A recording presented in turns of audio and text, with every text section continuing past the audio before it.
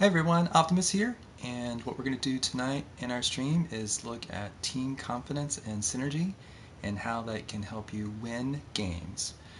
So first I'm going to talk about the three rules, my three rules of playing in like a team-based game like Rocket League, and then we'll go over some examples of how that can actually help you in a practical way. So first thing, let's go ahead and jump into training, because I'll show you some examples. Try to lay out some examples as I talk about this. Um, but also, you probably just don't want to see me as a talking head, so I'll kind of just hit the ball around as I talk. But I do want to talk about the three rules that I have. So the first rule and the third rule are actually the same, uh, whether you're playing a team-based game or just playing a competitive game like one-on-one, like solo duels playlist. But the second rule is specifically for teammates, and here they are. The first rule is be positive. Be positive, don't be a jerk. Now that may seem really simple, but I'll explain what really that means and how practically it can help you. Help you in playing your game and also help your teammates play their game. So, number one rule is be positive, don't be a jerk. The way this works is that you support your teammates and you support yourself. So you try to be positive, you try to smile when you play, you make a goofy mistake or a dumb mistake, smile about it, laugh about it. When your teammates do it, do the same thing. Don't get down on yourself, don't get down on your teammates. Try to be as positive as you can. And that also translates into your quick chats or your text chats, or if you're chatting by audio, all those types of things. You want to be as positive as possible with your teammates. The reason why is because it's so easy for yourself to tilt, right? To kind of get angry and frustrated when you get down on yourself. Can you imagine when you're getting down on your teammates, how they're feeling? They're already feeling the same way because they know they screwed up. And if you're piling on, then that's not going to help. It's going to make it that much worse. And so a lot of times you might be playing, you might be like, wow, I can't believe he just did that, right? But that doesn't mean you go and you do the quick chat, wow. And the same thing with, a person totally whiffs. It might be tempting to hit nice shot, don't do it. Somebody misses an easy save. You might want to say, what a save. Maybe because you think it's funny, but it'll make that player most likely feel bad. Even if they come back and say, what a save themselves, they probably already feel bad about it. It's not worth it. If you want to do that with friends, and that's the kind of banter that you have with friends, and you're in a party, and you're doing that amongst friends as opposed to like doing it against teammates, then that's different. You can do it amongst friends, that's fine. But you want to be positive, you want to be encouraging. You even want to do that with your opponents, because it's not about trying to tilt your opponent. You tilt your opponent through your play. You don't tilt your opponent through the words. I mean, yes, that can tilt them. But what you really want to do is you want to beat them at your best, you want to beat them at their best. And really, the best way to do that is to engender sort of a positive community. So be positive, don't be a jerk, my number one rule. My number two rule is trust your teammate. Now that may seem odd when you're playing with people who can't barely hit the ball, but you have to give a minimum level of trust to your teammates, because if you don't, they'll know this. They'll be tentative, and that's actually my third rule, but I'll get there in a moment. So the second rule is trust your teammate. If you can trust your teammate, then it's easier for them to trust you. So there's different ways to go about this. One way to trust your teammate is by spacing and rotation. And so you've probably read lots of tutorials, you've probably seen lots of tutorials about rotation, about spacing, but really the idea is not being in the same place at the same time. And that's for practical purposes, because if you're both in like the corner, you're stuck in the corner and the rest of the field is open if you're in twos. But if you're three-player team, you could be stuck in the corner, and then you could leave your back man by themselves, and then they're screwed basically. So by giving your teammates some space, then you can basically, you're trusting them, and they know that you're trusting them because they then can do their thing. So what I usually say is let your teammates do their thing.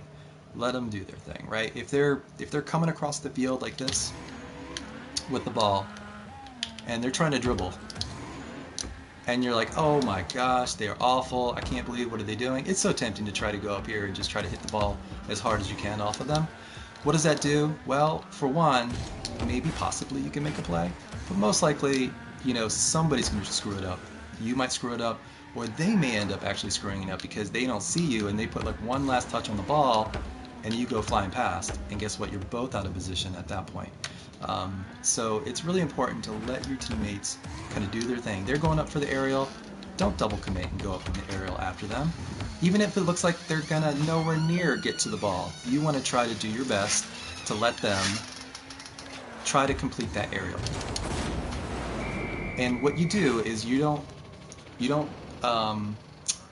hang way back, but at the same time you're not right behind them. So you want to support them. So it's trust your teammate, and it's also be ready for them to fail and to support them, right? So let's say they're in the corner here, and they're going for the center, and they're pushing it up, and it looks like they're going to get a weak center, or it looks like the defenders are going to come in and clear it over them.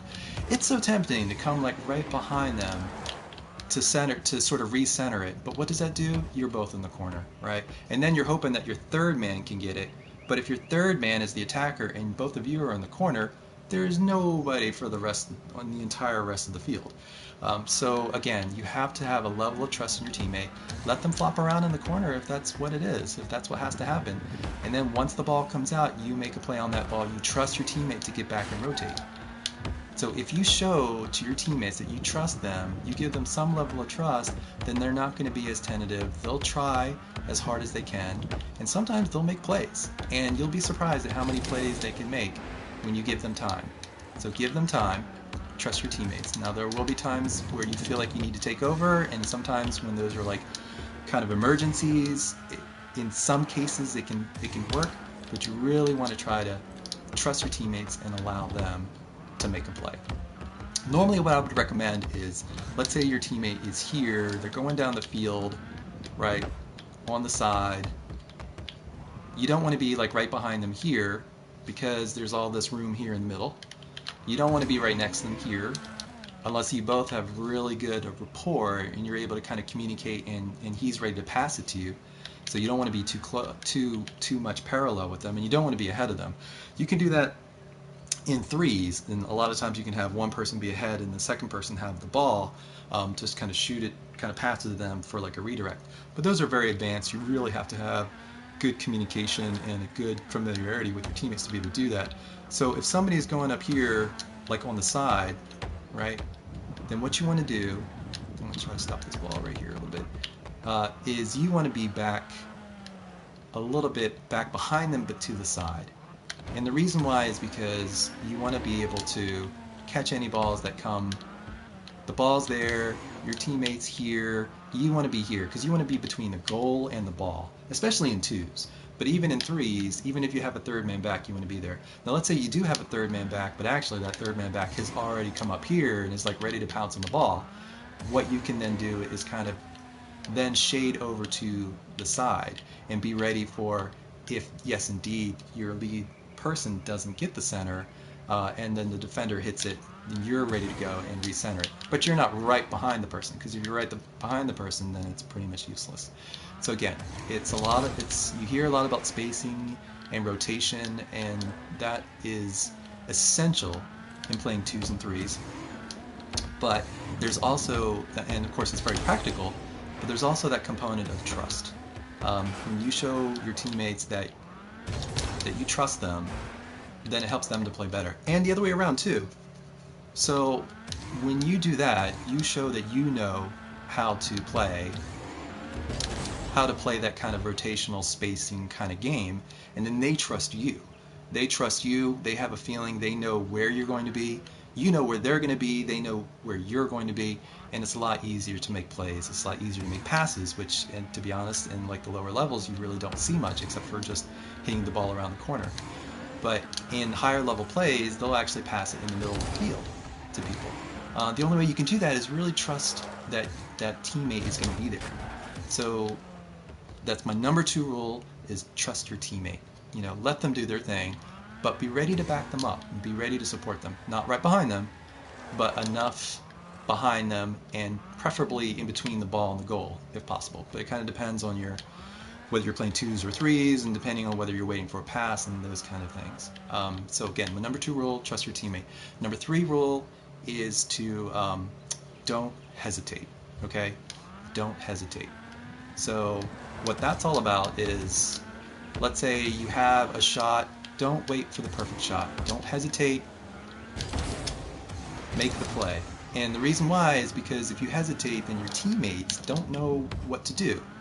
If you hesitate going up for an aerial that really should be your ball, they hesitate, they don't know what to do. And by the time you go up for the aerial, they're going up for the aerial at the same time, and it screws everything up. So the third rule is don't hesitate. And part of that rule is be confident. So there's always that flip side, right? The positive and sort of kind of the absence of the negative. But it's don't hesitate, but be confident. So be confident in yourself. So a lot of that second rule of trust your teammate is be confident in your teammate. But the third rule is be confident in yourself and don't hesitate. And it's not about rushing headlong into a play, going as fast as you possibly can. And what it really is all about is making decisions faster and being able to show your teammates what you're trying to do, sort of articulating your intentions. And so it's easier for them to understand where to be and what to do. Now I just talked about making decisions faster. How do you make decisions faster? The best way to make decisions faster is prediction. You need to become good at predicting where the ball is going to go, where all the players are going to go, where you're going to be when you end up doing whatever you're going to do. If the better you become at predicting what's going to happen, the easier and faster it is to make decisions and then not hesitate and then just make the play.